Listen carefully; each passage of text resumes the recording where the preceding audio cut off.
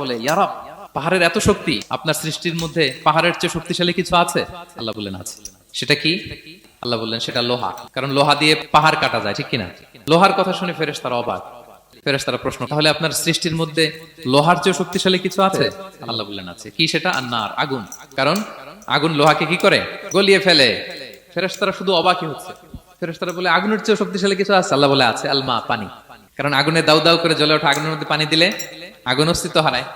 ফেরেশতারা শুধু অবাকই হচ্ছে। তারা বলে, তাহলে পানির চেয়ে শক্তিশালী কিছু আছে? আল্লাহ বলেন আছে, আর রিহ, বাতাস।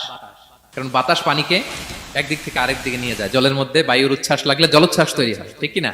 ফেরেশতারা আবার অবাক হয়ে বলে, তাহলে বাতাসের চেয়ে শক্তিশালী কিছু আছে? আল্লাহ বললেন আছে। সেটা কি? বলতেছে বনি আদম।